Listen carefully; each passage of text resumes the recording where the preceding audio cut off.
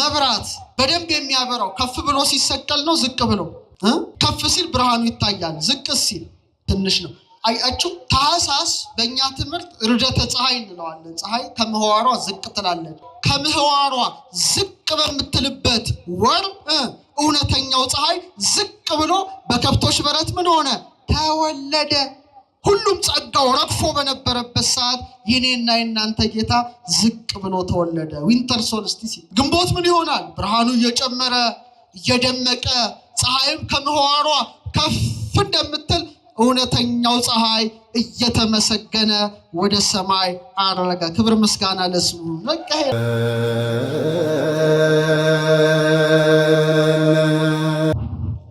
በስመ አብ ወወልድ ወመንፈስ ቅዱስ አሃዱ አምላክ። አቤቱ ጌታችን አምላካችን ንጉሳችን ብርሃናችን እረኛችን ተቀዳሚ ተከታይ የሌለ የአብ ባህሪ ልጅ ኢየሱስ ክርስቶስ ሆይ ክብርና ምስጋና አምልኮትና ውዳሴ ላንተ ለባህሪ አባት ለአብ ለባህሪ ሕይወት ለመንፈስ ቅዱስ አስቀድመን እናቀርባለን። ክቡራን ሊቃውንተ ቤተ ክርስቲያን ከወንጌል ልሳነ ጳውሎስ ክቡራን መምህራን በአውደ ምሕረት ላይ ያላችሁ ክቡር መላከ ስብሐት ቀሲስ አሸናፊ ገብረ ማርያም፣ የተወደዳችሁ የተከበራችሁ የክርስቶስ ቤተሰቦች በትንሣኤው ሰላምታ ክርስቶስ ተንሥአ እሙታን አሰሮ ለሰይጣን ሰላም ኮነ። ልዑል እግዚአብሔር ሁላችንንም በሕይወትና በሰላም ጠብቆ ለብርሃነ ዕርገቱ አድርሶናልና ክብር ምስጋና አምልኮትና ውዳሴ ለስሙ ይሁን። እንደ እግዚአብሔር ቸርነትና እንደ እግዚአብሔር ቅዱስ ፈቃድ ዛሬ የምንማማረው ሐዋርያው ቅዱስ ጳውሎስ በዕብራውያን መልእክቱ ምዕራፍ 1 ቁጥር 3 ላይ የተናገረውን ኃይለ ቃል መነሻ በማድረግ ስለ ዕርገቱ ነውና እግዚአብሔር አምላካችን እግዚአብሔር ንጉሳችን የአውደ ምሕረቱ ባለቤት አንተ ነህና የዕርገትን ምስጢር ትገልጥልን ዘንድ ቅዱስ ፈቃድ ይሆንልን። እስቲ በሰማያት በሉ እስቲ። አይሰማም። በጌትነቱ ቀኝ ተቀመጠ። ይህንን ያስተማረው ብርሃነ ዓለም ማይቶተ ቤተ ክርስቲያን ቅዱስ ጳውሎስ ነው። ኦርቶዶክሳዊት ተዋሕዶ ቤተ ክርስቲያን ከትላንት ሐሙስ ጀምሮ እስከ መጪው እሑድ ድረስ ወይም እስከ በዓለ ጰራቅሊጦስ ድረስ የክብረ ባለቤት የሙሽራዋ የጌታዋ የንጉሷ የወልደ እግዚአብሔር የክርስቶስን በዓለ ዕርገት ታስባለችና ዛሬ ስለ ዕርገቱ ምስጢር ነው የምንማረው። እጅግ የሚገርሙ ብዙ ምስጢራት ያሉበት ነውና ነገር ዕርገቱ እግዚአብሔር አምላክ ጥበቡን ማስተዋልን ለሁላችን ይግለጥልን። እንግዲህ የጌታ የዕርገቱን ነገር ነቢያት መንፈስ ቅዱስ ገልጦላቸው የረቀቀው ጎልቶላቸው የራቀው ቀርቦላቸው አስቀድመው ትንቢት ይናገሩ ነበረ። በተለይ መዝሙረኛው ቅዱስ ዳዊት መንፈስ ቅዱስ ገልጾለት ከጌታ 1000 ዘመን ቀድሞ ስለ ጌታ ዕርገት በመዝሙር 46 ከቁጥር 5 እስከ 8 ላይ አረገ እግዚአብሔር በይባቤ እግዚአብሔር በእልልታ አረገ አለ። በምን አረገ? በእልልታ። ያረገው ማን ነው? እግዚአብሔር ነው። መሲህ ወልደ እግዚአብሔር ኢየሱስ ክርስቶስ በእውነት እግዚአብሔር መሆኑን ዳዊት መሰከረ። አምላካችን በእልልታ እግዚአብሔር በመለከት ድምፅ አረገ። ዘምሩ ለአምላክነ ዘምሩ፣ ለአምላካችን ዘምሩ፣ ለንጉሳችን ዘምሩ እያለ በእውነት አምላክ ወልደ አምላክ ንጉሠ ነገሥት ኢየሱስ ክርስቶስ ወደ ሰማይ በሚያደርግበት ጊዜ መላእክት ነገደ መላእክት በሙሉ እየዘመሩለት መላእክት ቀንደ መለከት እየነፉ ወደ ሰማይ ማድረጉ ተገልጦለት ዘምሩ ለአምላካችን ዘምሩ፣ ዘምሩ ለንጉሳችን ዘምሩ ካለ በኋላ ምን አለ? እግዚአብሔር ይነብር ዲበ መንበሩ ቅዱስ፣ እግዚአብሔር ግን በቅድስናው ዙፋን ላይ ይቀመጣል አለ። በአብ ቀኝ መቀመጡን ማን መሰከረ? ዳዊት መሰከረ። ስለዚህ ዕርገቱ እንደ እንግዳ ደራሽ እንደ ውሃ ፈሳሽ ሳይሆን አስቀድሞ በነቢያት የተነገረለት የክብር ባለቤት ኢየሱስ ክርስቶስ ነው። ዳግመኛም ዳዊት በመዝሙር 67 ቁጥር 18 እና እዛው ቁጥር 33 ላይ ስትመለከቱ 5500 ዘመን በዲያብሎስ ተማርከው የነበሩትን ነፍሳት ነፃ አውጥቶ ወደ ገነት ካስገባ በኋላ በ40ኛው ቀን እንደሚያርግ ተገልጦለት ምርኮን ማርከ ወደ ሰማይ አረገ አለ። ምንን ማርከ? ምርኮን ማርከ።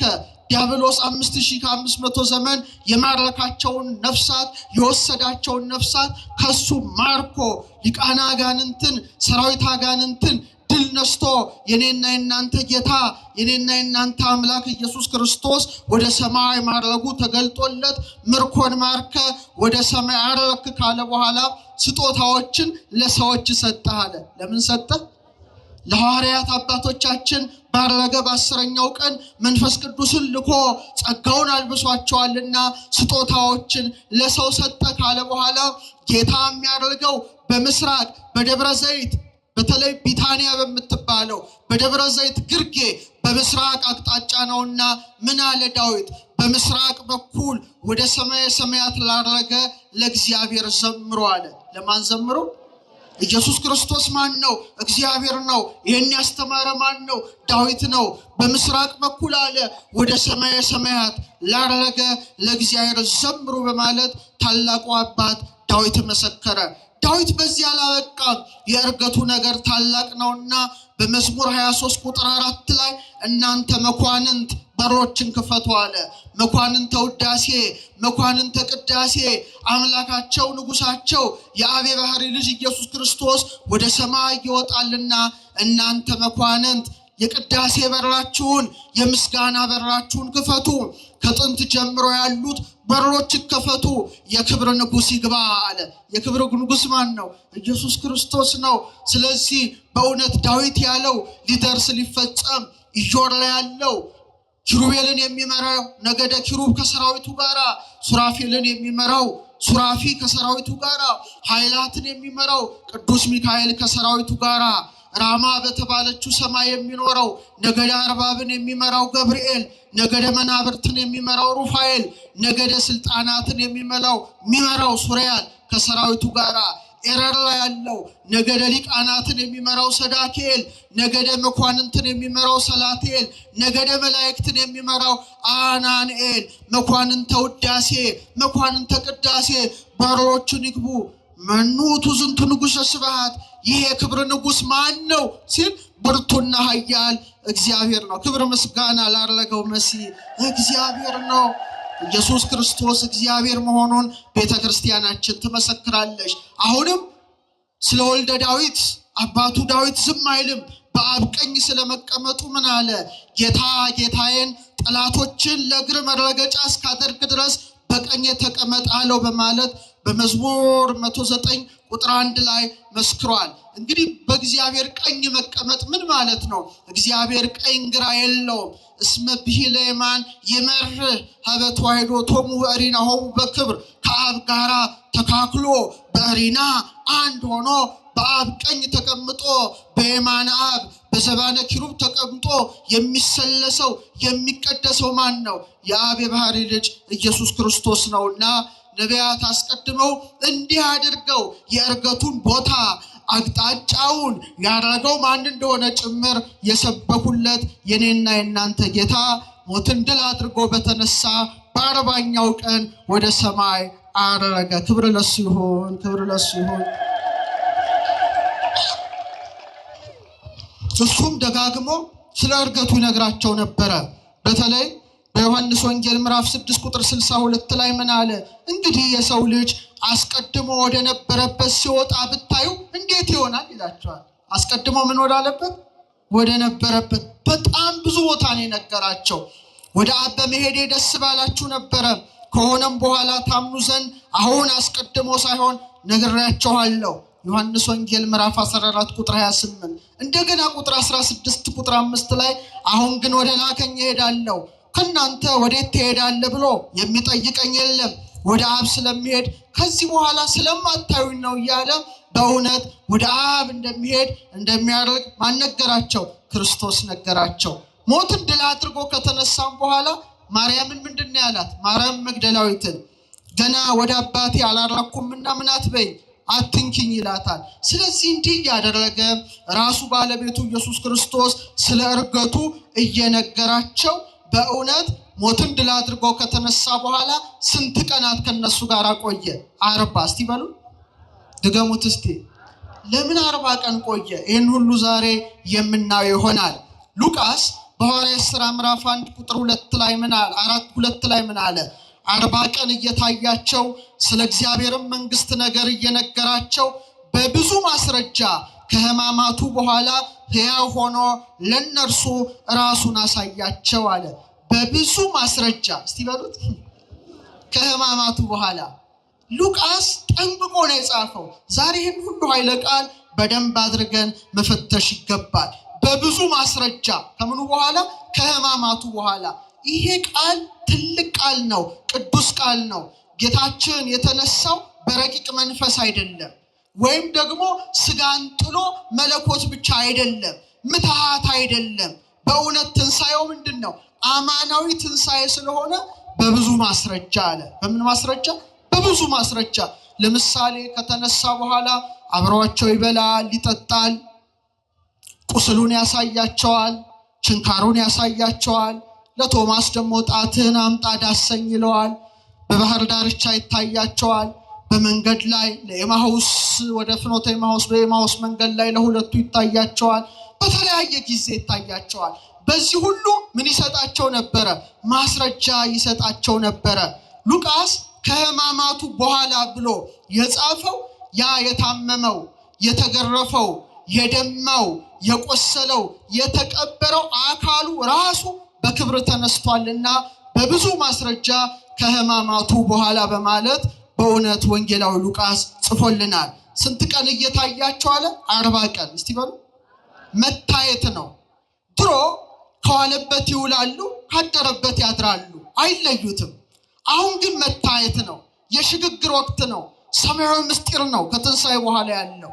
ስለዚህ ሲፈቅድ ይገለጥላቸዋል፣ ደግሞ ከተገለጠ በኋላ ይሰወራቸዋል። ስለዚህ አብሯቸው ስለማይውል ስለማያድር እየታያቸው ብሎ ሉቃስ ጠንቀቅ አድርጎ ጽፎልናል። እና ስለ እግዚአብሔር መንግስት ነገር እየነገራቸው አለ። ስለምን ነገር? በቃ አለቀ። ከትንሣኤ በኋላ ስለ አይሁድ አልነገራቸው፣ ስለ ምድራዊ ፖለቲካ አልነገራቸው። ስለማን ነው የነገራቸው? ስለ እግዚአብሔር መንግስት። የእግዚአብሔር መንግስት የተባለው ምንድን ነው? የቤተ ክርስቲያን ምስጢር ነው። ምክንያቱም ሰማያዊ መንግስቱ የሚገለጠው የት ነው? ቤተ ክርስቲያን ነው። ይህ ማለት መጽሐፈ ኪዳንን አስተማራቸው ማለት ነው። እስቲ በሉ ድገሙት እስቲ። ስለ እግዚአብሔር መንግስት ማለት ምን ማለት ነው? ስለ ምስጢራተ ቤተ ክርስቲያን፣ ስለ ቅዱስ ስጋው፣ ስለ ክቡር ደሙ፣ በ40 ቀን በ80 ቀን ስለሚሰጠው ልጅነት፣ ይሄን ሁሉ ነገር በብዙ ማስረጃ እያስተማረ በጣም የሚገርማችሁና በጣም የሚደንቃችሁ ጌታችን ሞትን ድል አድርጎ ከተነሳ በኋላ 40 ቀናት ያስተማረውን ትምህርት ጠንቅቃ የያዘች የኢትዮጵያ ኦርቶዶክስ ተዋሕዶ ቤተክርስቲያን ናት። መጽሐፈ ኪዳንን የያዘች። ሌላው ዓለም አጥቶታል። እንዴት እንዳጣው ግራ ያጋባል። ጌታችን ግን ከተነሳ በኋላ መጽሐፈ ኪዳን ማለት ትልቅ መጽሐፍ ነው። እናንተ የምታውቁት እነዚህ 7ቱ ኪዳናትን ነው። ለምሳሌ ትምህርተ ኅቡዓት የሚባል የኪዳን ክፍል አለ። 9 ኪዳናት አሉ። በእንተ ቅድሳት ዲያቆኑ ሲያነብ ትሰማላችሁ። እግዚአብሔር ዘብርሃናት አዲስ አማኝ ሲመጣ የሚጠመቅበት፣ በሰማይ ያሉ ዲያቆኑ ቅዳሴ ላይ የሚናገረው ቅዳሴ እግዚእን ታውቃላችሁ። ስጋውን ተቀብላችሁ ወደ ደሙ ስትመለሱ ቅዱስ ስሉስ። ይሄ ሁሉ ጌታ ካስተማረው የተውጣጣ ነው እንጂ ትልቅ መጽሐፍ ነው። ለዚህ ነው ዛሬ ዩቲዩብ ላይ ብትመለከቱ በጣም ታዋቂ የፊልም አክተሮች የጌታን የስቅለቱን ፊልም ሰርተዋል። ለምሳሌ ሚል ጊብሰን የሚባል አንድ የሆሊውድ አክተር ዳይሬክት ያደረገው ብዙዎቻችን አይተነው ሊሆን ይችላል። ዘ ፓሽን ኦፍ ክራይስት፣ የክርስቶስ ሕማማት የሚል ፊልም አለ። አሁን ይሄ ሰው ኦን ዘ ሪሰረክሽን ማለትም የትንሣኤውን መስራት አስቧል። ሲሰራ ግን ጌታ ከተነሳ በኋላ 40 ቀን ያስተማረው የት ነው የሚገኘው ነው? የት ይገኛል? መጽሐፍ ቅዱሱ ምንም አይናገርም። አረገ በአባቱ ቀኝ ተቀመጠ ይላል። ሉቃስ ደግሞ በብዙ ማስረጃ፣ ያ በብዙ ማስረጃ መሲህ ክርስቶስ ያስተማረውን ትምህርት መጽሐፈ ኪዳን ብላ የያዘችው እቺ ታላቅ ቤተክርስቲያን ስለሆነች ለጌታ ትንሣኤ ፊልም ከተሰራ ምንጩ የኢትዮጵያ ኦርቶዶክስ ተዋሕዶ ቤተክርስቲያን ብቻ በመሆኗ ዘኢትዮፒክ ባይብል የኢትዮጵያው መጽሐፍ ቅዱስ ተብሎ ዛሬ የፈረንጆችን ዩቲዩብ ጭምር ዛሬ ለምሳሌ የአርቲፊሻል ኢንተለጀንስ ጊዜ ነው አይደል? ኤአይ ታውቃላችሁ አይደል? ስለዚህ ላብራራላችሁ አልችልም። ጊዜው በጣም ፈጥኗል እና ትልቁ ኤአይ ግሮክ ኤአይ ይባላል። የዓለም ትልቁ ባለሀብት ማን ነው? ኤለን መስክ ነው አይደል? ቴክኖሎጂውን የሚመራ ነው። ይሄ ሰው የሰራው በብዙ ቢሊዮን ዶላር ያበለጸገው ሰው ሰራሽ አስተውሎት የሚባል አለ፣ መረጃ የሚሰጥ። ይሄ መረጃ የሚሰጠው ይሄን የኢትዮጵያ ኦርቶዶክስ ተዋሕዶ ቤተክርስቲያን መጽሐፍ ቅዱስን ሲያስገቡለት ተንትኖ በዓለም ላይ ስለ ክርስቶስ ትንሣኤ በብቸኝነት መጽሐፉን የያዘችው የኢትዮጵያ ቤተክርስቲያን እንደሆነች በእውነት ተመስክሯል። ደስ ይበላችሁ። ይሄ ትልቅ ነገር ነው። እንደ ቤተክርስቲያን ቀላል አይደለም። ዓለምን ያነጋገረ ዜና ነው።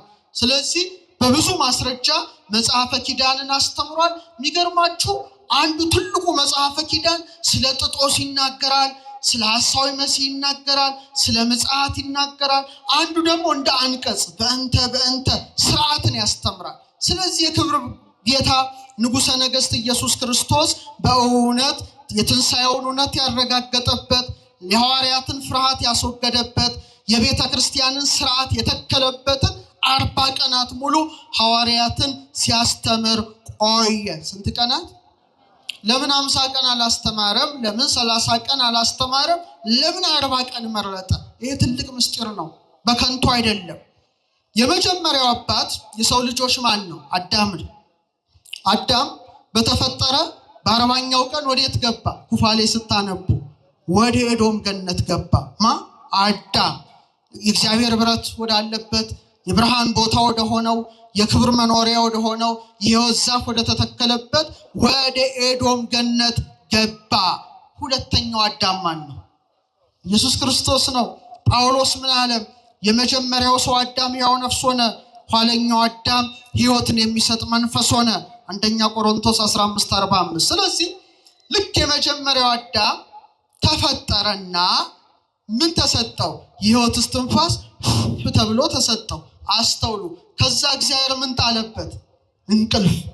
ከዛ ከጎኑ አንድ አጥንት ወሰደና ማንን ፈጠረ?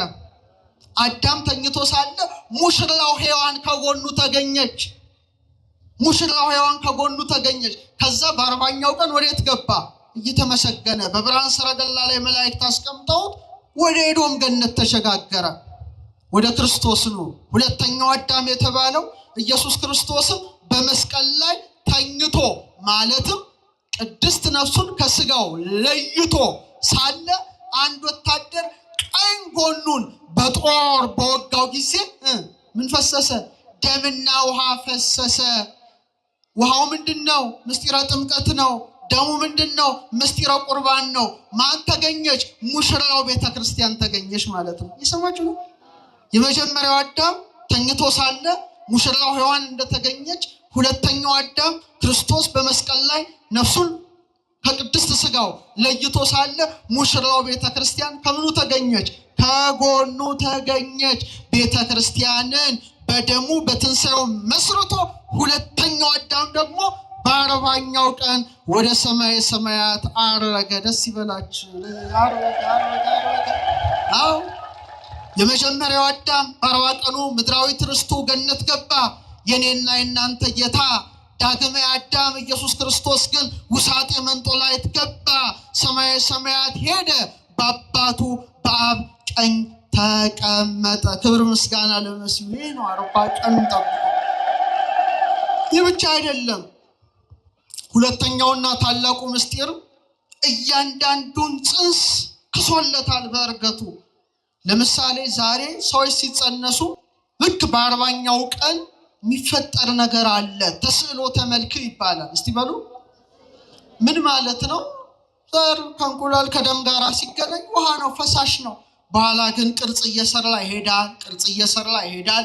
ልክ በ40 ቀኑ በመሳሪያ ብትመለከቱት የሰው ቅርጽ ይይዛል። የሰው ቅርጽ ቢሰራ የሚከብርበት፣ ባይሰራ የሚደይበት፣ በጎ ቢሰራ የሚጸድቅበት፣ ክፉ ቢሰራ የሚኮነንበት ሕዋሳቱ ይቀረጻል። ስለዚህ ታላቁ አባት ቅዱስ ያዕቆብ ዘስሩግ በጣም የሚያስደንቅ ነገር ይላል። ጽንስ በ40 ቀኑ አለ እንደሚቀረጽ በእምን በጅማት እንደሚሰናሰል እሱም አለ 40 ቀን ሙሉ ሐዋርያትን በእምነት እየቀረጻቸው ኖሯል። በምን እየቀረጻቸው? በእምነት ስለ እግዚአብሔር መንግስት እየነገራቸው ቆይቷል። ለዚህ ነው ቤተክርስቲያናችን ዛሬ ውርጃን አጥብቃ የምትኮነነው። ኢየሱስ ክርስቶስ በ40ኛው ቀን አርጎ ለ40 ቀኑ ጽንስ ጭምር ምን ብሎለታል? ክሷል። እስቲ በሉ። ስለዚህ ውርጃ ያደረጋችሁ ሰዎች ንስሐ መግባት ያስፈልጋቸዋል። በጣም የሚያሳዝነው ትንሽ ጨመረ ላድርግ እዚህ ላይ ትልቁና ዘግናኝ ውልቂት ሁለተኛው የዓለም ጦርነት ነው። ወደ 50 ሚሊዮን 60 ሚሊዮን ሰዎች አልቀዋል። ዛሬ ግን ክርስቶስ የካሰላቸው ህፃናት በማህፀን ቢያንስ በየዓመቱ ወደ 50 ሚሊዮን ህፃናት ይሞታሉ። ታውቃላችሁ? እስካሁን 1 ቢሊዮን የሚጠጉ ህፃናት በውርጃ መልክ ህይወታቸው አልፏል። ማን የካሰላቸው? ክርስቶስ የካሰላቸው ነው። ሰውን ለማደንዘዝ የተቀመጡ የህክምናውንም ምስጢር የማያውቁ ሰዎች አረ ደም ናቸው ይላሉ። እኛ ግን ደም አይደሉም፣ ሰው ናቸው። ምኖች ናቸው? የ40 ቀኑም ጽንስ የ40 ዓመቱም ሰው እኩል ነው። ለምሳሌ ስንት ክሮሞዞም አለ? ተናገሩ እንጂ አይዟችሁ። 46 አይደል? 46 ክሮሞዞሞች አሉ። ከአባት 23 ከእናት 23 ጽንሱ 46። የዕለቱም ጽንስ 46 ክሮሞዞም አለው። አንተም እኔም 46 ክሮሞዞም አለን። ሰው ነው አይደለም? ሰው ነው። እንደውም በአልትራሳውንድ ብትመለከቱ ልክ የመጀመሪያው ሳምንት ላይ ጽንሱ በጣም ይገርማችሁ በመጀመሪያው ሳምንት ትክክለኛ ቦታውን ይይዛል። የጽንሱ የልብ ትርታት መሰማት ይጀምራል። ደም ሁሉ በሰውነት ውስጥ ይዘዋወራል። ይሄ በስንተኛው ወር ነው? ገና በመጀመሪያው ወር ነው። ልክ ሁለተኛው ወር ላይ ሲደርስ 40 ቀኑ ላይ ማለት ነው። ስንቱ ቀኑ ላይ? አቤት ጌታችን! በ40 ቀኑ እንዳረገ ጽንሱ ልክ በ40 ቀኑ አንጎላችን ወይም የህፃኑ አንጎል ኤሌክትሮኢንሴፋኖግራም በሚባል መሳሪያ ሊለካ የሚችል ንዝረት ይፈጥራል። መለካት ትችላል። የ40 ቀን ጽንስ ምኑን? የአንጎሉን ሞገድ ኤሌክትሮኢንሴፋኖግራም። ታዲያ አፍንጫው፣ አይኑ፣ ጆሮ፣ እግሩ፣ ጣቱ ሁሉ መታየት ይጀምራል። በስንተኛው ወር? የ2 ወር ጽንስ የራሱ የሆነ አሻራ እንዳለው ታውቃላችሁ? ወንጀል ቢሰራ ይያዝ ነበረ፣ ግን አይሰራም። ማህፀን ውስጥ ነው። በጣም ይገርማል። ምላሱን መንካት ይችላል። የ2 ወር ጽንስ 3ኛው ወር ላይማ ስትሄዱ መዋጥ ይችላል፣ መንቀሳቀስ ይችላል፣ እጁን መጥባት ይችላል፣ አሚኒዮቲክ ፈሳሽ እየጠጣ ሽንቱንም መሽናት ይችላል። አካላዊ ህመም ይሰማዋል። 4ኛው ወር አካባቢ ብትሄዱ ክብደቱ 6 እጥፍ ያድጋል። ፈጣን እድገት ነው። እስከ 10 ኢንች እድገት ያሳያል። የእናቱን ድምፅ ለይቶ ያውቃል። ምን ውስጥ ሆነው? እናቶች ልጆቻችሁን ታጫውታላችሁ? እናንተ ወልዳችሁም አታጫውቱት። አሁን እስቲ አንድ ጥያቄ ልጠይቃችሁ። እስቲ ህፃናት ነጭ ወረቀቶች ናቸው አይደሉም? እስቲ ናቸው የምትሉ አጨብጭቡ። ማን ነው ግን ይሄን ያስተማራችሁ? ታውቁታላችሁ? ዝም በገገማ ነው አይደል? ህፃናት ነጭ ወረቀቶች ናቸው የሚል አንድ ፈላስፋ፣ እንግሊዛዊ ፈላስፋ ነው እና ጆን ሎክ ይባላል። ዲቨሎፕመንታል ሳይኮሎጂ የሚባል ትምህርት አለ። ኮርሱን ወስጄው ነበር እና እዛ ላይ ታቡላ ራስ የሚባል ፍልስፍና አለው። ነጭ ወረቀት ማለት ነጭ ነጠላ ብላችሁ አስቡት። ነጠላ ላይ ነጭ ነጠላ፣ አሁን ነጭ ነው አይደል? ባዶ ነው አይደል? ቀለም አለው ብሎ ነጭ ነው። ባዶ ናቸው ማለት ነው። ነጭ ወረቀት ማለት ምን ማለት ነው? ምንም አያውቁ፣ ባዶ። ኧረ በስመ አብ! ይሄ እንዴት አይነት ሞኝነት!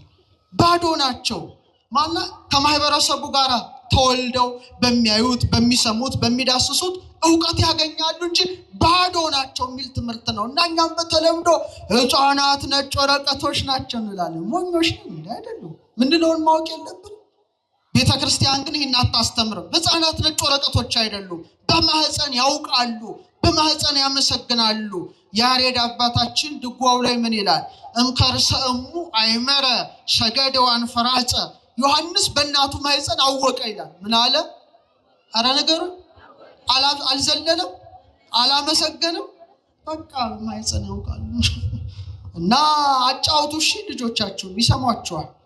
ዛሬ አንድ ትልቅ ሳይንቲስት ተው ነበረ፣ ፊቶሎጂስት ነው።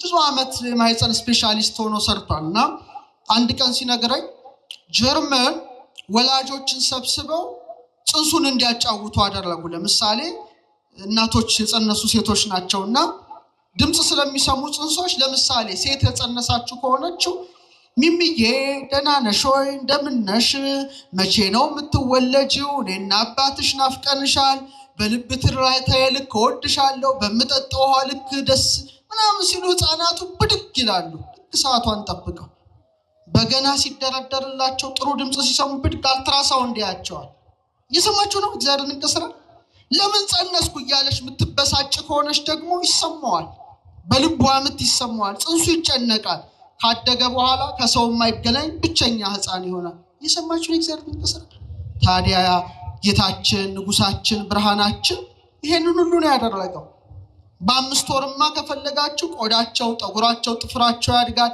ህልም ማለም ይችላሉ ይላል ሳይንስ ትዝላችኋል ማህፀን ውስጥ ሆናችሁ ያያችሁትን ባሬም ራፒድ አይ ሙቭመንት ላይ እሺ ታውቱሽ እሱ ውስጥ አንገባ ብቻ ያዕቆብ ዘስሩግ ምን ይላል ጽንስ አለ በ40 ቀኑ በማህፀን ውስጥ ሙሉ ቅርጽ እንደሚይዝ አለ ጌታም በእነዚህ በ40 ቀናት በሐዋርያት ልቡና ውስጥ የነበረው የእምነት ቅርጽ ቀረጸ ለኛም ይቅረጽልን ንጉሳችን ኢየሱስ ክርስቶስ ሕይወታችን ኢየሱስ ክርስቶስ ነው በአዳም አፍንጫ ጸጋ እንደተሰጠው አዳም ይሄን ጸጋ እንዳገኘ ለሐዋርያት ደግሞ ልክ በእርገቱ ጊዜ ባለባቸው ንሱ መንፈስ ቅዱስን ተቀበሉ በማለት በእውነት ያን ሥርዓት ማን አከናወነ ክርስቶስ አምላካችን እስቲ ስሙን ጥሩት ድገሙት እስቲ በኋላ ልክ 40ኛው ቀን ሲፈጸም ሉቃስ ምን ብሎ ጽፎልናል እስከ ቢታንያ አወጣቸው ይላል እስከምን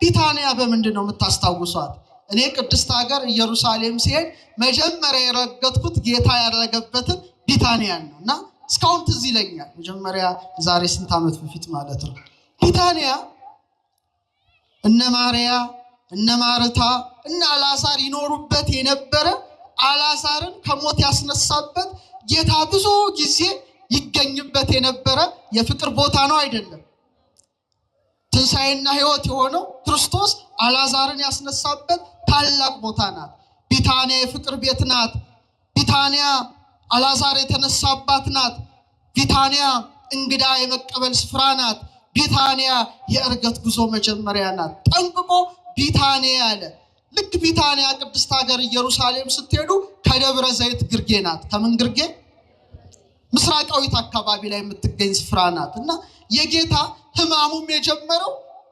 በደብረ ዘይት ግርጌ በመጥቶን በጌቴሴማኒ ነው እዛ ቦታ የኔና የናንተ ጌታ ደሙ ላቡ ታይቷል ተይዟል መከራ ተቀብሎበታል ትህትናና መከራ በተቀበለበት ቦታ የትንሣኤው ጌታ ወደ ሰማይ አረገ ክብር ምስጋና ለስሙ ይሄ እንግዲህ እሱ ነው ወዲያው እጆቹን አነሳ ይላል ምኖቹን አነሳ ሊቀ ካህናት ነው የጥንቱ ሊቀ ካህናት መስዋዕት አቅርቦ ከጨረሰ በኋላ እጆቹን ዘርግቶ ማንን ይባርክ ነበር ህዝቡን ይባርክ ነበር በዘሌዋውያን 9:22 ላይ አሮንም እጆቹን ወደ ህዝቡ አንስቶ ባረካቸው ይላል ጌታችንም ዘላለማዊ ሊቀ ካህናት ነውና በችንካር በተበሳ መዳፉ ሐዋርያትን ባረከ ያ መዳፍ ጽኑ መዳፍ ነው ያ መዳፍ በመስቀል ላይ የተዘረጋ መዳፍ ነው ያ መዳፍ የተቸነከረ መዳፍ ነው ወበቅንዋቲው ሰበረ ለነ ቀኖተ ሞት ተቸንክሮ የሞት ችንካርን ከኔና ከናንተ ባስወገደበት መዳፉ ሐዋርያትን የባረከ ጌታ እኔና እናንተንም ይባርከንና ባረካቸው አለ ቃሉ በደንብ አስተውሉ ባረካቸው እስቲ በሉ አዳም ያመጣብን ምንድነው እርግማን ነው አይደል የመጀመሪያው ሰው አዳም ምድር ካንተ የተነሳ የተረገመች ትሁን አለ ሁለተኛው አዳም ወደ ሰማይ በሚያርግበት ጊዜ ምን አላቸው ባረካቸው እርግማኑ ተወገደ በበረከት ተቀየረ እልል ያስብል መርገም የለም የሰው ልጅ ተፈጥሮ በእርግማን ምክንያት እንደወደቀ መሲህ ክርስቶስ ደግሞ በበረከት መለሰው እርግማኑን በእርገቱ በበረከት የለወጠ የኔና የናንተ ጌታ ኢየሱስ ክርስቶስ ነው ሲባርካቸውም ወደ ሰማይ አረገ ይላል ምን እያለ እየባረካቸው እስቲ በሉ ሲባርካቸውም በሉ ከነርሱ ተለይቶ ወደ ሰማይ አረገ ሉቃስ 4:50 ባርኮ አልጨረሰም እየባረካቸው ነው ወደ ላይ ያወጣው ማለት በረከቱ ይቀጥላል ማለት ነው። ባርኮ አልጨረሰም። እየባረካቸው መሄዱ ምንድነው? እስከ ዕለተ ምጽአት ድረስ የሱ በረከት በምእመናን ላይ የሱ በረከት በቤተ ክርስቲያን ላይ ጸንቶ ይኖራል እንጂ የተቋረጠ በረከት የተሰጋ ጸጋ አይደለም። ደስ ይበላችሁ። ያ ጸጋ ያ በረከት በእኔና በእናንተም ላይ አለ። በኢየሩሳሌም በይሁዳ በሰማርያ ሁሉ ምስክሬ ትሆናላችሁ ብሎ በእውነት ሀብተ ክህነትን ስልጣነ ክህነትን ከሰጠ በኋላ እነርሱ እያዩት ከፍ አለ። ደመናም ከዓይናቸው ሰውራ ተቀበለችው። ልልልል አምላካችን አረጋ። እነርሱ እያዩት አለ ሉቃስ። እስቲ እነርሱ እያዩት በሉ እስቲ። ከፍ አለ። ሲነሳ አይተውታል? አላዩትም። መቃብር ክፈቱልኝ መግነዝ ፍቱልኝ ሳይል ተነስቷል። ሲያርግ ግን የተለየ ነው። እያዩት ነው። ለምን? ከተነሳ በኋላ እየዳሰሱት እየተገለጠላቸው በጥብርያዶስ በዝግ ቤት በደንብ አድርገው ከሱ ጋር ሆነዋል። አሁን ግን እርገቱ ወደ ላይ ስለሆነ የዓይን ምስክር እንዲሆኑ ከትንሣኤው በተለየ መልኩ ሲያርግ ቀና ብለው እንዲያዩ ፈቅዶላቸዋል። ዮሐንስ አፈወርቅ ምን ይላል? የትንሣኤው መጀመሪያ እንዴት እንደተነሳ ማየት አላስፈለጋቸውም። ምክንያቱም ከተነሳ በኋላ ትንሣኤውን በተጨባጭ አረጋግጠዋል። እርገቱ ግን በዓይናቸው እንዲያዩት ተደረገ። ለምን? ካረገ በኋላ በአካል አያዩትም። እኔና ከእናንተ ጋር ናችሁ። ምትሃት ነው ብለው እንዳይጠራጠሩ ነው። እንዲያዩት አደረገ። እንደ ኤልያስ በድንገት የተነጠቀ አይደለም። የኤልያስ ጌታ በመሆኑ በእውነት ደመናም ከዓይናቸው ሰውራ ተቀበለችው። አያችሁ? ምን ደመና? እስቲ በሉ። ደመና የእግዚአብሔር ምስጢር ነው። ሙሴ በሲና ተራራ ከእግዚአብሔር ጋር ሲገናኝ ምን ነበረ? ደመና ነበረ። የጌትነቱ መገለጫ ነው። ታቦር ተራራ ላይ ብሩህ ደመና ሸፈናቸው ይላል። ደመና የጌትነቱ መገለጫ ናት። ዛሬም በእርገቱ ደመናዋ የንጉሱን ክብር ገለጠች። በእውነት በሰማይ ደመና ወደ ላይ የወጣው ክርስቶስም ዳግመኛ በምን ይመለሳል? በሰማይ ደመና ይመለሳል። በእርገት ደመና ሰወረችው፣ በምጽአት ደግሞ ደመና ትገልጠዋለች። ለምን? የሰማይና የምድር ጌታ እሱ ማን ነው? ኢየሱስ ክርስቶስ ነው። በእርገቱ ሐዋርያት ብቻ ተመለከቱት፣ በምጽአት ግን የሁላችንም ዓይን ያየዋል። በእርገት በአብ ቀኝ ተቀመጠ፣ በምጽአት ግን በታላቅ ክብር በሕያዋንና በሙታን ላይ ለመፍረድ ይመጣልና ሐዋርያት ትኩር ብለው ሲመለከቱት አለ። ምን ብለው ሲመለከቱት? አቤት ናፍቆት! የሐዋርያት ናፍቆት! ኢየሱስ ክርስቶስ እንዴት ነው የሚያዩት የነበረው? ትኩር ብለው ሲመለከቱት። ከነሱ ሲለያቸው ልባቸው አዝኗል ማለት ነው። ዛሬ እኔና እናንተ ክርስቶስን ትኩር ብለን ነው የምንመለከተው ወይስ ቲክቶካችንን ነው አተኩረን እያየን ያለ ነው? የሐዋርያት ዓይን ያረገውን ክርስቶስን ያያል። የኔና የእናንተ ዓይን ቲክቶክ ላይ ሶሻል ሚዲያ ላይ አተኩሮ ፈጦ እስኪፈዝ ድረስ ይመለከተዋል። ኢየሱስ ክርስቶስን የሚያዩ ዓይኖች የተባረኩ ዓይኖች ናቸው። ለጸሎት እሱን ለማየት ከምንሰጠው ጊዜ በበለጠ ለሶሻል ሚዲያ የምንሰጠው ጊዜ እየበለጠ በመምጣቱ ዓይናችን ምን ውስጥ ተቀብሯል? መክሊትነቱ በስክሪን ውስጥ ተቀብሯል። እግዚአብሔር ዓይናችን ይፈውስልን። ትኩር ብለን እንድናየው ፈቃዱ ይሁን። የማታስተውሉ የገላትያ ሰዎች ሆይ ኢየሱስ ክርስቶስ እንደተሰቀለ ሆኖ በፊታችሁ ተስሎ ነበር። ለእውነት እንዳትታዘዙ አዚም ያደረገባችሁ ማን ነው? በእውነት ዘንድሮ አዚም ተተክሎብናል። ዓይናችን ይፈውስልን ክርስቶስ። የናፍቆት እይታ ነው።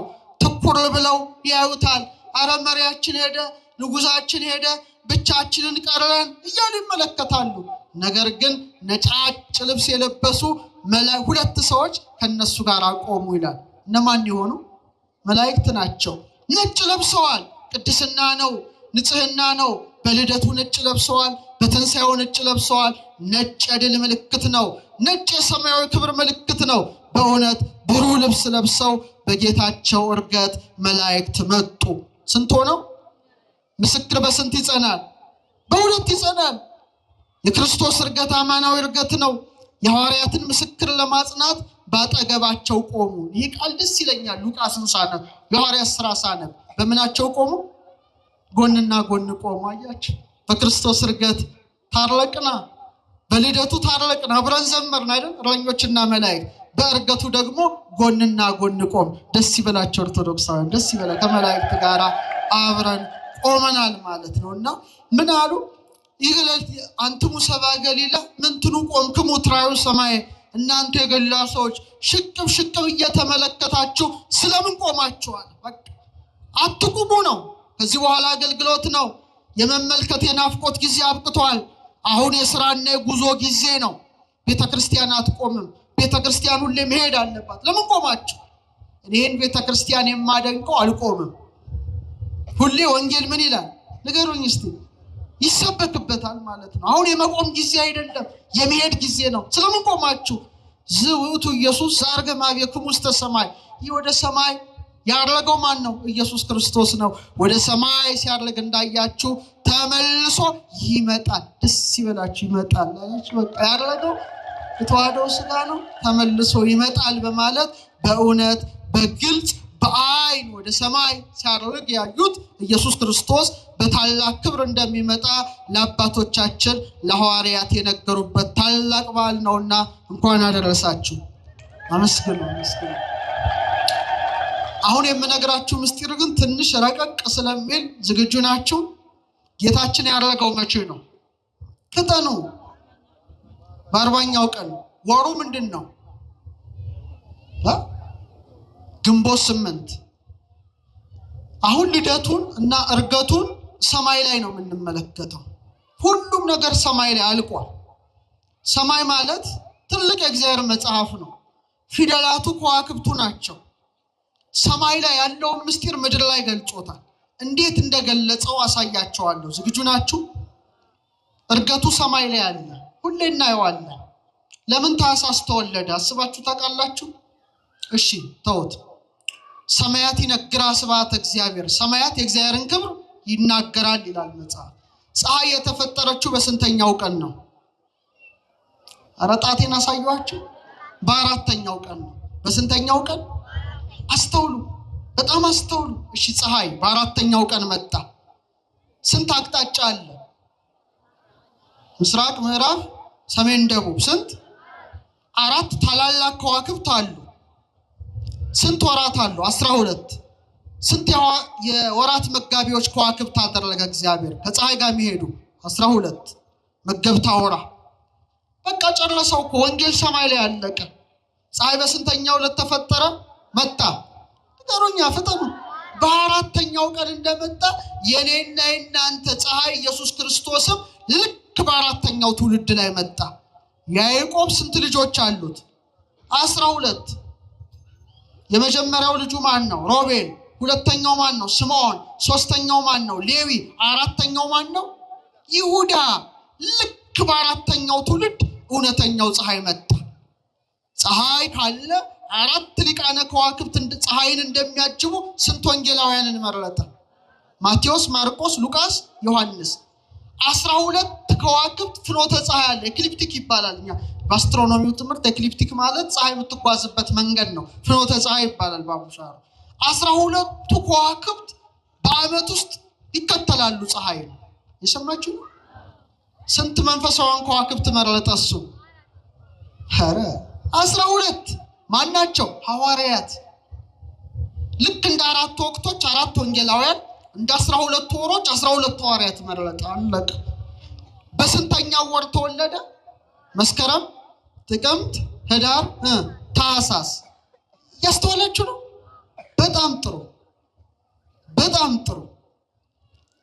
ታኅሳስ ላይ የሚከሰት ነገር ምን አለ እስቲ ንገሩ። ሰማይ ላይ አይደለም።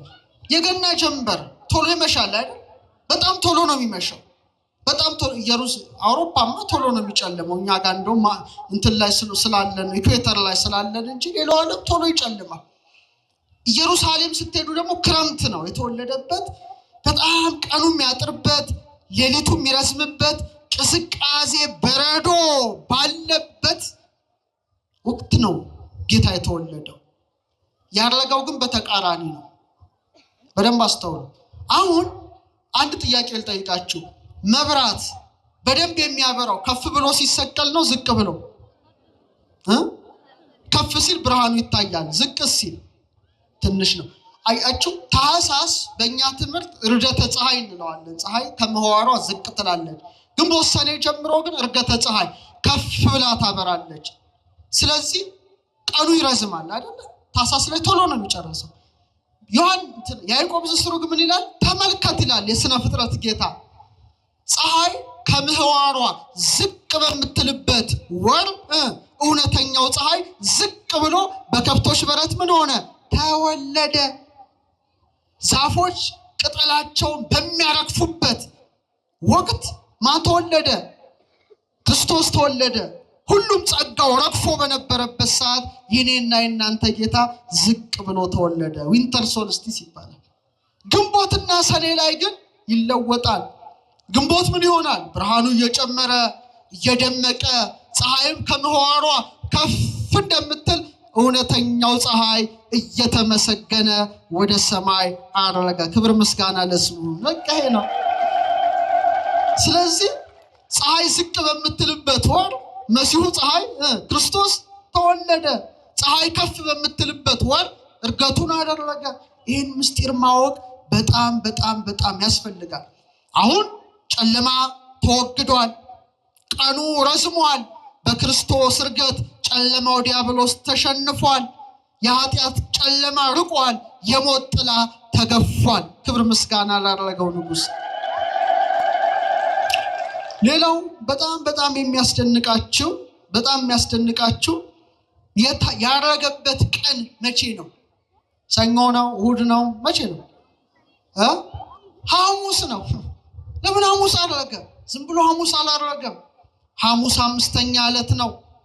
በስነ ፍጥረት ለመጀመሪያ ጊዜ የበረከት ቃል የተነገረው ሐሙስ ነው። በባህር ውስጥ የሚንቀሳቀሱ በልብ የሚሳቡ በእግር የሚሽከረከሩ በደመነፍስ ሕይወት ሕያዋን ሆነው ጸንተው የሚሮሩትን የባህር ፍጥረታትን ፈጥሮ ወደ ሰማይ የሚበሩ አዕዋፍን ፈጥሮ ምን አለ? ብዙ ተባዙ፣ የምድርን ውሃ ሙሉ፣ ወፎችም ይብረሩ ብሎ ባረከ። ምን አላቸው? ባረከ። ሐሙስ እንደባረከ የመብረር ጸጋን ለማን እንደሰጠ? ለአዕዋፍ እንደሰጠ በኃጢአት ምክንያት ክንፋችን ተሰብሮ መሬት ላይ የወደቀውን የሰውን ልጅ ባህሪ ክርስቶስ የባህሪ አምላክ አድርጎ ከመለኮቱ ጋር አዋህዶ በተዋህደው ሥጋ ወደ ሰማየ ሰማያት አረገ። ለሐዋርያትም የበረከትን ቃል ሰጠ። ክብር ምስጋና ለስሙ። ይህ ትልቅ ነገር ነው። ለዚህ ነው ሐሙስ ምን ይላሉ ሊቃውንት? ደመነፍስ ከሌላት ባህር በደመነፍስ ሕይወት ሕያዋን የሆኑ ፍጥረታት ተገኙ ይላል። እኛስ ሐዋርያትስ ከጎኑ በፈሰሰው ውሃ ምን ያገኙ ናቸው? ልጅነትን የተቀበሉ። ለሐዋርያት አክናፈ ጸጋን ሰጠ።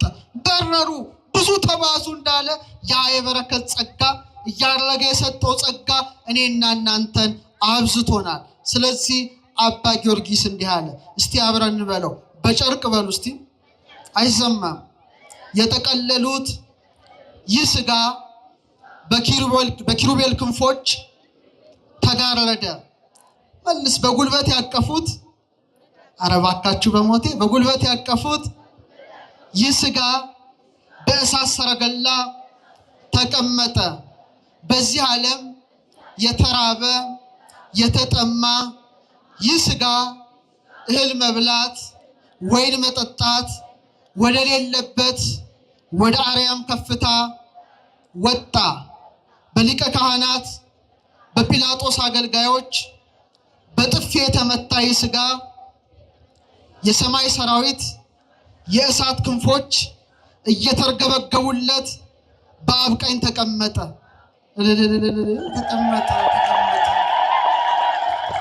ሐሙስ ትዝ ይላችኋል? ምን አድርጓል ጌታ? የሐዋርያትን እግር አጥቧል። ፍቅርን አሳይቷቸዋል። ሥጋውን ደሙን አቀብሏቸዋል። ሐሙስ ተይዟል። በጥፊ ተመቷል።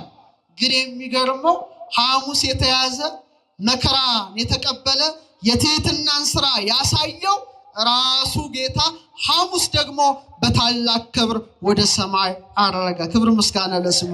ሕማሙን ከዕርገቱ ጋር ሌላው ለሐዋርያት ጊዜ ሰጥቷቸዋል። ምን ሰጥቷቸዋል? ጊዜ ሰጣቸው። ጊዜው ምንድነው? የ10 ቀን ጊዜ ማለት ነው። ባረገ በ10ኛው ቀን ምንን ይሰጣል? መንፈስ ቅዱስን ይልካል። ምንን ይልካል? መንፈስ ቅዱስን ይልካል። እስቲ ያን ነገር እላያችን ላይ እንመልከተውና በ2 ደቂቃ ትምህርት ልደምድም። በስንተኛው ቀን ባረገ? በ10ኛው ቀን። ስለዚህ ሲቆጠር 10 ቀን የሚሆነው ሐሙስ ቢያደርግ ነው። 10 ፍጹም ቁጥር ነው። 10 ምን ቁጥር ነው? ፍጹም ቁጥር ነው። ያረገው 8ኛው ቀን ነው። ይሄን ውስጥ ያውቃችሁት ትንሽ 10 እና 8 ምንድነው የሚያገናኘው? 10 እና 8 እሺ ልንገራችሁ 10ኛው ትውልድ ማን ነው? ከአዳም ጀምሮ ኧረ እባክህ 7ኛው ነው ሄኖክ፣ አዳም፣ ሴት፣ ሄኖስ፣ ቃይናን፣ መላሬል፣ ያሬድ፣ ሄኖክ፣ ማቱሳላ፣ ላሜክ፣ ኖህ ነው። ማን ነው? ድገሙት እስቲ። ኖህ ነው። ኖህ መርከብ ውስጥ ስንት ሰዎች ብቻ ይዞ ተረፈ? 8። ያስተውል እንጂ 8። ዝናቡ ስንት ቀን ዘነበ? 40 መዓልት 40 ሌሊት። አሁን ግን በረከት ነው የዘነበው። በረከት ነው። ተመልከት፣ 40 ቀን አለ፣ 10 አለ፣ 8 አለ። 8 የሕይወት ቁጥር ናት። በ8ኛው ቀን ነው ያደረገው። በስንተኛው ቀን ነው? 8። ለምሳሌ ስንት ዕለታት አሉ? 7 ዕለታት። አይዟችሁ ስንት መገብተን 7 7 7 7 7 8 ግን 7 ሲደመር 1 ነው፣ ፕላስ 1 ነው። ሕይወት ቀመር ነው። 8ኛው ሺህ ሲባል ሰምታችኋል። ሕይወት ያለበት ዓለም ለማለት ነው። በምድር ላይ ረጅም ዕድሜ የኖረው ስንተኛው ሰው ነው? 8ኛው ትውልድ ማን ነው? ማቱሳላ። እስቲ በሉት። 8 የሱ ቁጥር ነው፣ የሕይወት ቁጥር ነው። ኖህም 8 ሆኖ ተረፈ። ምን ተባለ? ብዙ ተባዙ ምድርንም ምሏት ተባለ። አምላካችንን በረከትን የሰጠው በ8ኛው ቀን ለእኛም ይስጠን። ለምሳሌ እንደገና 10 ትውልድ ስትቆጥሩ አብርሃም ይመጣል። በረከቱ ይደረብን። ከኖህ ደግሞ 10ኛ አብርሃምን ከከላውዲዮን ወደ ካራን፣ ከካራን ወደ ከነዓን ያመጣውና ምን አለው? በ8 ቀን ግዘር አለው። በስንተኛው ቀን ግዝረት? አብርሃም ስንት ልጆች ወልዷል? 8 ልጆች ወልዷል። ከዚህ ያውጣ። ወልደ አብርሃም፣ የአብርሃም ልጅ ተብሏል ጌታ። ወልደ ዳዊት ተብሏል። ዳዊትም ስንተኛ ልጅ ነው? 8ኛ ልጅ ነው። ኢየሱስ የሚለውን ቅዱስ ከስም ሁሉ በላይ የሆነውን ስም የተሰጠው በተወለደ በስንተኛው ቀን ነው? በ8ኛው። እስቲ በሉት። አንድ በዕብራይስጥ ምን ይባላል መሰላችሁ? ጌታ ኢየሱስ በጽር ነው። በዕብራይስጥ ግን ያሁሻ ይባላል። እናቱ የጠራችው ገብርኤል በዛ ነው። በዕብራይስጥ ነው ነገራችሁ። በዕብራይስጥ በግሪክ ኢየሱስ ይባላል። ያሁሻ ማለት ምን ማለት እንደሆነ ታውቃላችሁ? የአብ ስም ያህዌ ተብሏል። ያውሃ ተብሏል። ያሻ ማለት በዕብራይስጥ ቋንቋ ምን ማለት ነው? መድኃኒት ማለት ነው። እስቲ በሉ። አረ ድገሙት። ያሁሻ ማለት ያህዌ ያድናል ማለት ነው። ኢየሱስ ክርስቶስ ራሱ ያህዌ እግዚአብሔር ነው። ክብር ምስጋና ለስሙ። ያሁሻ ማሺያ ኢየሱስ መሲህ ማለት ነው። ጽራውያኑ ይሄ የላቸውም፣ ሺን ሳን የላቸውም። ስለዚህ ሲግማ አደረጉት። ከዛ በኋላ እንደገና ወንድ ሲጠራ ደግሞ እንደገና ሳ ይጨምራል። ኢየሱስ ከስም ሁሉ በላይ የሆነውን ስም በ8ኛው ቀን የሰጠው ጌታ ዕርገቱንም በ8ኛው ቀን አደረገ። ክብር ምስጋና ለስሙ። ስለዚህ በ10ኛው ቀን ወደ ሰማይ ካረገ በ10ኛው ቀን ጰራቅሊጦስን እንደላከ ለሙሴ በጽላት ስንት ቃልን ሰጥቶታል? ስንት ቃላትን? 10 ቃላትን በጽላት ላይ እንደቀረጸ እውነትን የሚቀርጽ ጰራቅሊጦስ ደግሞ በ10ኛው ቀን ይመጣል ማለት ነው። ለዛ በዓል ያድርሰን። ስለዚህ ስንት እጆች አሉ? 10። አትደናበሩ እንጂ ስንት እጆች አሉ? ስንት መዳፍ አለ? ቼክ አድርጉት። ስንት መዳፍ አለ? 2። ስንት ጣቶች አሉ? 10 አይደል? ዝም ብሎ እግዚአብሔር ይሄን ያስቀምጣል እንዴ? የሙሴን ሕግ በጣታችን የልጁን ሕግ በልባችን ነው የጻፈው። እግዚአብሔር አብ እግዚአብሔርን እንደመውደድ ወንድምን እንደመውደድ 2 እጆች አሉ። እንደ 2 መዳፍ ስንት እንደ 2 ጽላት ስንት መዳፎች አሉ? ነገር ሁለት የእግዚአብሔርን ቃል በጣት ሰራው ማለት እኮ ይሄ ነው። እንደ 10 ቃላት ስንት አለን? ስንት ጣቶች አሉ? ፍታን ውስጥ 10 እንደ 22ቱ ስሞቹ እንደ አሌፋት 22 የራስ ቅል አጥንት አለን። ይሄ ስንት ነው? ስከል ቦንስ ታውቃላችሁ? ራስ ቅል 22 አጥንት ብቻ ነው ያለው። እንደ 7 ዕለታት የአንገት አጥንት ስንት ነው? 7 ነው። መሲህ ክርስቶስ 33 ዓመት ብቻ ነው በምድር ላይ ኖረው ከ3 ወር ወደ ሰማይ እንዳረገ የእያንዳንዳችን ቨርተብሬ ከዚህ ጀምረ እስከዚህ ስትወለድ አልፋ እግዚአብሔር የሚሰጥ 33 አጥንት ነው። ራስ ቅል ጎልጎታ ነው። ይሄ ደስ ይበላችሁ። ለሱ ጎልጎታ ነው፣ ለሱ ደብረ ዘይት ነው፣ ለሱ ቢታንያ ነው። እንደ መቅደሱ 2 ምሰሶዎች 2 እግርን የሰጠን እሱ ማን ነው? ክርስቶስ ነውና እየባረካቸው ወደ ሰማይ ያረገው ንጉሳችን ክርስቶስ በእልልታ በመለከት ድምፅ ወደ ሰማይ እንዳረገ በእርገቱም አርገ ከመያለ በሆነ እርገተ ጻድቃን ንጹሃን እኔና እናንተ መሲህ ክርስቶስ ሲመጣ ደስ ይላል። ከሞት ተነስተን በደመና እንቀበለዋለን። ሙሽራውን ደስ ያሰኝ እንቀበለዋለን። ይኸው ምልክት ጥፍርን ያት በቃች። ጥፍር ላይ ያለች ጥፍርን ይኸው ጥፍርን አታ መቃብያን ላይ ምን ይላል? ጥፍር ያድጋል ይበቅላል አለ። ትወለዳለህ፣ ያድጋል፣ ታድጋለህ፣ ትቆረጠዋለህ፣ ትሞታለህ፣ ደግሞ ምን ይሆናል? መልሶ ይበቅላል። አንተም እግዚአብሔር ዳግመኛ ያረገው እግዚአብሔር ሲመጣ ከሞት ትነሳለህ። ሴቶች ጸጉራችሁ ምን ይሆናል? ይበቅላል። ከዛስ ያድጋል። ወንዶች ከዛ እንቆረጠዋለን። ሴቶች እንኳን ባይቆረጡ ከዛ እንደገና ምን ይሆናል? አረ መልሶ ይበቅላል፣ ያድጋል። ጸጉር ምንድነው ይላል? መወለድ ነው። ማደጉስ ማደግ ነው። መላጨት መሞት ነው። ተላጭቶ አይቀርም። እንደገና ምን ይሆናል? ይበቅላል። አንተም ሙተህ አትቀርም። ያረገው አምላክ ዳግመኛ በደመና ተመልሶ ይመጣል። አንተንም አንቺንም ከሞት ያስነሳሻል። ደስ ይበላችሁ። የመጨረሻ ምሳሌ አሁን ቤታችሁ ትሄዳላችሁ። ከዛስ ምን ትሰራላችሁ? አትበሉም አይደል? እሺ በልታችሁ እሺ። ከዛ ምን ትላላችሁ? እሺ የመጨረሻ ትተኛላችሁ። ስተኙ እንዴት ሆናችሁ ነው የምትተኙት? ቆማችሁ ነው? በጎንሽ ነው? ተጋድማሽ ማለት ነው። እሺ ከዛስ ስጋችሁ ተኝቶ ሲያንኮራፋ ነፍስ ደግሞ ምን ታያለች? ህልም ታያለች። ልክ ጠዋት ዶሮ ሲጮህ ወይም አላርሙ ሲጮህ ወይም ፀሐይዋ ቦግ ስትል ከእንቅልፋችን ብድግ እንላለን። ይሄ ማለት እርገቱ ነው። በቃ ቤታችሁ ይሄ ብቻ ይብቃችሁ። ማታ ሄዳችሁ መተኛታችሁ በጨለመሽ ሞት ከዚህ ዓለም መሰናበታችን ነው። መጋደማችን መቀበራችን ነው። ስጋ ሲል ነፍስ ልም አለማ ስጋ በመቃብር ሲወድ ነፍስ ግን በምን አለች? በህያውነት። እስቲ በሉ አረ ድገሙት። በህያውነት አለች ነው። ህልም ታልማላችኋል? ብዙ ህልም አይታችኋል። እሺ ጠዋት ፀሐይ ስትወጣ ብድግ ማለታችሁ ፀሐዩ ማን ነው? ኢየሱስ ክርስቶስ። እስቲ በሉ እሺ አላርም ይጮሃል፣ ብድግ ትላላችሁ። አላርሙ ማን ነው? ቅዱስ ሚካኤል ነው የሚለፋው መለከት ነው። ስለዚህ ወደ ሰማይ ሲወጣ ያያችሁት እሱ ተመልሶ ይመጣል እንዳለው ልክ ፀሐዩ ቦግ ሲል ከእንቅልፍ እንደምትነቁ ያደረገው ኢየሱስ ክርስቶስ ደስ ይበላችሁ ተመልሶ ይመጣል። እኔና እናንተን ይዞ ወደ መንግስቱ ያሸጋግረናል። በዚያም ከሱ ጋራ በደስታ እንኖራለን። ለዚያ ክብር ሁላችንም ያብቃን። ወስብሐት ለእግዚአብሔር።